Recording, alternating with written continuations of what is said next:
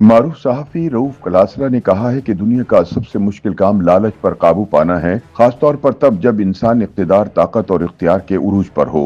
اقتدار میں بیٹھا شخص ایک ایسے کمزور لمحے سے گزرتا ہے جہاں یا تو وہ خود کو روک لیتا ہے یا پھر لالچ کا شکار ہو کر ہمیشہ کے لیے بدعنوانی کی مثال بن جاتا ہے۔ ان کا کہنا ہے کہ عمران خان کے ساتھ بھی کچھ ایسے ہی ہوا۔ اپنے سیاسی تجزیے میں رؤوف کلاسرا کہتے ہیں کہ سابق وزیر اعظم عمران خان کا ایمان بھی ایسے ہی ایک کمزور لمحے میں ڈگمگا گیا، چنانچہ اب انہیں ایک کے بعد دوسرے توشہ خانہ کرپشن ریفرنس میں بھی قید کی سزا ہو گئی۔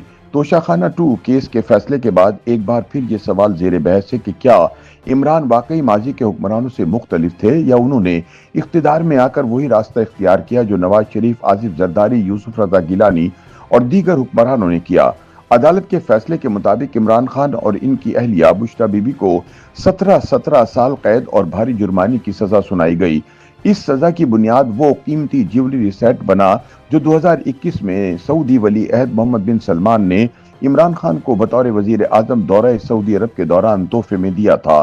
رؤوف کلاسرا کے مطابق عمران خان پر الزام یہ نہیں تھا کہ انہیں تحفہ ملا، بلکہ الزام یہ تھا کہ وزیر اعظم کی جانب سے اس قیمتی جیولری سیٹ کو توشہ خانہ سے انتہائی کم قیمت پر حاصل کر کے قومی خزانے کو کروڑوں روپے کا نقصان پہنچایا گیا۔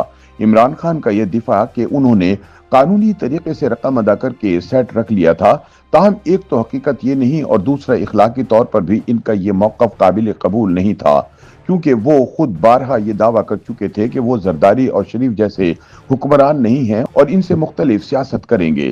رؤوف کلاسرا کہتے ہیں کہ اصل مسئلہ یہی تھا کہ عمران خان سے توقع کی جا رہی تھی کہ وہ توشہ خانہ کے متنازع نظام کو ختم کریں گے، نہ کہ اسی نظام سے فائدہ اٹھائیں گے۔ حقیقت یہ ہے کہ توشہ خانہ کے بائی-لاز وزیر اعظم خود بناتا ہے اور انہی قوانین کے تحت تحائف کو قانونی شکل دی جاتی ہے، لیکن عمران خان نے بھی بطور وزیر اعظم انہی قوانین سے فائدہ اٹھایا جس طرح ان سے پہلے حکمران فائدہ اٹھا رہے تھے۔ ان کی اہلیہ بشریٰ بی بی نے بھی وہی راستہ اختیار کیا جو ماضی میں جنرل پرویز مشرف کے دور میں اختیار کیا گیا تھا۔ کلاسرا یاد دلاتے ہیں کہ اس حوالے سے سوشل میڈیا پر لیک ہونے والی ایک آڈیو میں بشریٰ بی بی نے اپنے سٹاف کو اس بات پر سخت برا بھلا کہا کہ عمران خان کے ملٹری سیکرٹری کی جانب سے بنی گالہ بھجوائے گئے تحائف کی تصاویر کیوں لی گئیں، حالانکہ اصولی طور پر یہ تحائف پہلے کابینہ ڈویژن میں جانے چاہیے تھے، وہاں ان کی قیمت لگتی اور پھر وزیر اعظم یا ان کی اہلیہ کو دیے جاتے۔ ان تحائف کو بغیر کسی ریکارڈ کے بنی گالہ منتقل کرنا قواعد کی صریحاً خلاف ورزی تھی، لیکن بشریٰ بی بی نے اسی بات پر اپنے سٹاف کو اچھی خاصی سنائی اور ایک افسر کا تو وزیر اعظم ہاؤس میں داخلہ ہی بند کر دیا۔ رؤوف کلاسرا کے مطابق عمران خان کے حامیوں کی یہ دلیل کہ ان سے پہلے بھی تمام حکمران تحائف لیتے رہے ہیں ایک نہایت کمزور اور بوگس دلیل ہے۔ اصل بات تو یہ ہے کہ عمران خان خود کو ان حکمرانوں سے مختلف قرار دیتے تھے، پھر انہوں نے انہی کا روٹ کیوں اپنایا؟ اگر ماضی کے حکمران توشہ خانہ کے ذریعے ناجائز فائدہ اٹھا رہے تھے تو عمران خان کو اس نظام کا خاتمہ کرنا چاہیے تھا، نہ کہ خود اس کا حصہ بننا چاہیے تھا۔ یہ وہ باریک نکتہ ہے جسے نہ عمران سمجھ سکے اور نہ ہی ان کے فین کلب نے ابھی تک سمجھا ہے، اور اسی لیے وہ ابھی تک یہ موقف اختیار کیے بیٹھے ہیں کہ عمران خان کو توشہ خانہ ریفرنس میں دی گئی سزا غلط ہے۔ رؤوف کلاسرا کہتے ہیں کہ توشہ خانہ میں بے ضابطگیوں کی ایک طویل تاریخ ہے۔ اگر سب سے زیادہ تحائف لینے والے حکمران کا ذکر کیا جائے تو سابق وزیر اعظم شوکت عزیز کا نام سر فہرست آتا ہے، جنہوں نے 9 برس میں 1126 تحائف وصول کیے، جن کی کم از کم مالیت اس وقت 25 کروڑ روپے لگائی گئی۔ ان تحائف میں قیمتی جیولری، ہیرے جواہرات اور درجنوں رولیکس گھڑیاں شامل تھیں، جنہیں چند ہزار روپے ادا کر کے ذاتی تحویل میں لے لیا گیا۔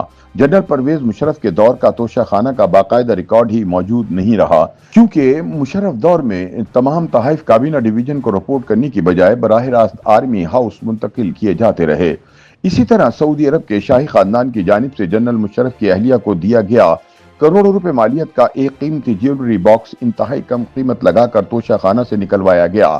نواز شریف، یوسف رضا گیلانی، چودھری شجاعت حسین، راجہ پرویز اشرف اور شاہد خاقان عباسی کے ادوار میں بھی قیمتی تحائف، گاڑیاں اور زیورات توشہ خانہ سے معمولی ادائیگیوں پر حاصل کیے جاتے رہے۔ یوسف رضا گیلانی کے تھار کیس اور نواز شریف کے خلاف توشہ خانہ قوانین میں رد و بدل کے مقدمات اسی روایت کی مثالیں ہیں۔ رؤوف کلاسرا کے مطابق عمران خان اس طرح کے تمام کیسز اور سکینڈل سے پوری طرح آگاہ تھے۔ وہ ہر تقریر اور انٹرویو میں نواز شریف، آصف زرداری اور یوسف رضا گیلانی کی توشہ خانہ لوٹ مار کو بطور مثال پیش کرتے تھے۔ جب इमरान खान वजीर आजम बने तो इन तमाम रहनुमाओं के खिलाफ तोशाखाना के मुकदमात पहले ही कायम थे। इसके बावजूद इमरान ने बतौर वजीर आजम पहला गैर मुल्की दौरा सऊदी अरब का किया, जहां इन्हें हस्ब रिवायत निहायत महंगे तहफ दिए गए, जिनमें वो कीमती ज्वेलरी सेट भी शामिल था जो बादशाह दुबई में करोड़ों रुपए में फरोख्त हुआ। रऊफ कलासरा कहते हैं कि वजीर आजम बनने के बाद इमरान खान के पास एक तारीखी मौका था। वो चाहते तो जेवरात, हीरे, महंगी घड़ियों और दीगर कीमती तहफ लेने से इनकार करके एक नई मिसाल कायम कर सकते थे, लेकिन वो इसी चमक का शिकार हो गए जिसका शिकार मुशर्रफ, शौकत अजीज, गिलानी और नवाज शरीफ हुए। अफसोस कि इमरान खान इस कमजोर लम्हे में खुद को रोक ना सके और लालच उन पर गालिब आ गया। नतीजतन तोशाखाना 2 केस में इन्हें दी गई सजा को महज एक अदालती फैसला नहीं बल्कि इख्तिदार में इखलाकी नाकामी की अलामत करार दिया जा रहा है, जो इस बात की याद दहानी है कि खुद को मुख्तलिफ कहने से कोई मुख्तलिफ नहीं बन जाता। असल फर्क मुश्किल वक्त में दुरुस्त फैसला करने से पड़ता है। YouTube पर गूगली न्यूज देखने के लिए youtube.com की सर्च बार में गूगली न्यूज टीवी टाइप करें। गूगली न्यूज के पेज पर सुर्ख रंग के सब्सक्रिप्शन वाले बटन पर क्लिक करना ना भूलिए। YouTube पेज पर अपलोड होने वाली वीडियोस से बाखबर रहने के लिए बेल आइकन पर क्लिक कीजिए। आपको हर नई वीडियो के बारे में नोटिफिकेशन मौसूल हो जाएगा।